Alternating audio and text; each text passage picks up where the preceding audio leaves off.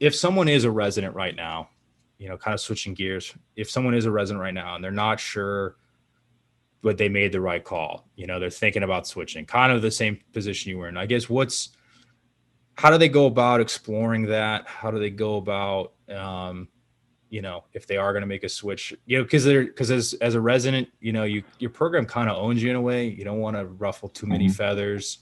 You want to be Hmm. careful about, saying things. So I think people may be consider thinking about that as well. I guess, what's your advice for that on it? Like how to explore that? Yeah. So I think first things first, um, start shooting people some emails. If you feel like you want to explore a different specialty, start with your home institution, and just go onto the website and honestly look at the faculty, find their emails, and let them know that you're a resident in the department of X, Y, and Z, and that you're potentially interested in pursuing a different field. Mm-hmm. And I think that's a good place to start. Secondly, um, I would go to your mentors and most importantly, your program director. Um, if you are having any doubts about um, your experience in residency, your program director is your number one advocate. And I just remember going to my program director when I had feelings about wanting to transition to another specialty. He was in full support of that decision and wanted to get down to the bottom of why I was feeling that way, but didn't criticize, didn't overanalyze, just wanted to do anything in his power to help me make that jump. So, it seems like a daunting task to sort of tell your program director, the person that chose you to come to your residency program.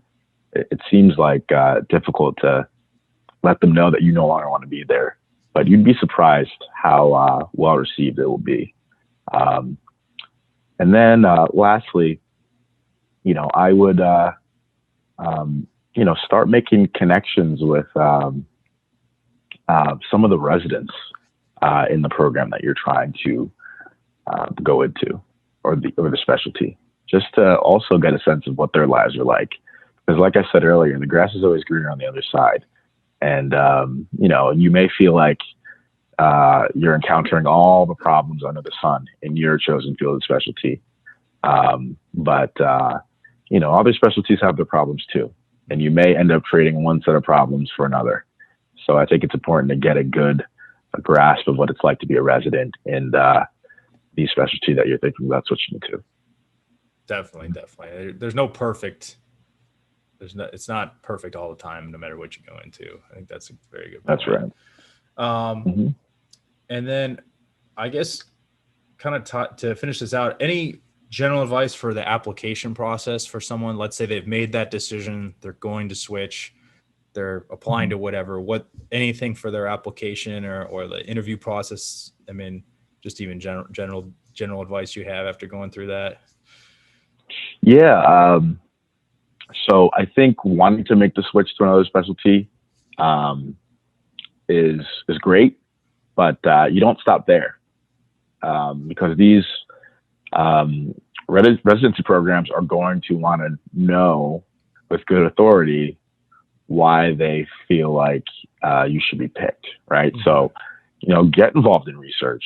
Um, you know, get some shadowing experience. Um, One thing that I was really worried about when I was applying to anesthesia was if I needed anesthesia specific letters of recommendation. Mm-hmm. And, I got mixed reviews on that. Some people were like, 100% you need these letters. How are people going to um, know that you're interested in anesthesia if you never, worked with an anesthesiologist and got a letter from them? Mm-hmm. Um, and it's not necessarily true. Um, I actually went into anesthesia without letters of recommendation from an anesthesiologist, Wow. um, and was still matched.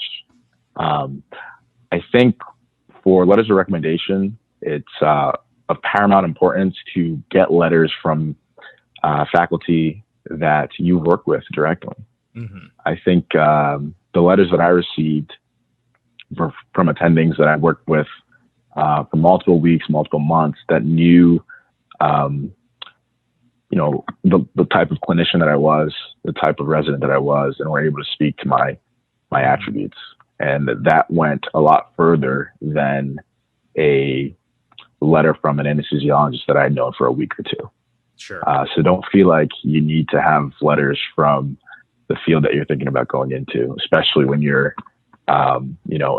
in a residency program that may not even be remotely close to the specialty that you want to switch into. No, I think that's a great point, because I'm sure that's something that people, whether they're applying out of med school or they're switching, is they kind of will fret over is, who do I get letters from? Should I get it from the biggest name people? And I think, we can go on, and this is probably a discussion for another episode, but I think getting letters from people who know you are the most important. You'll hear that those are the most meaningful, because I think people, when they read letters, they can tell, if the person really knows you that well or not. And whether it's just kind of, that's right. They just did it to do it. So I think that's great advice.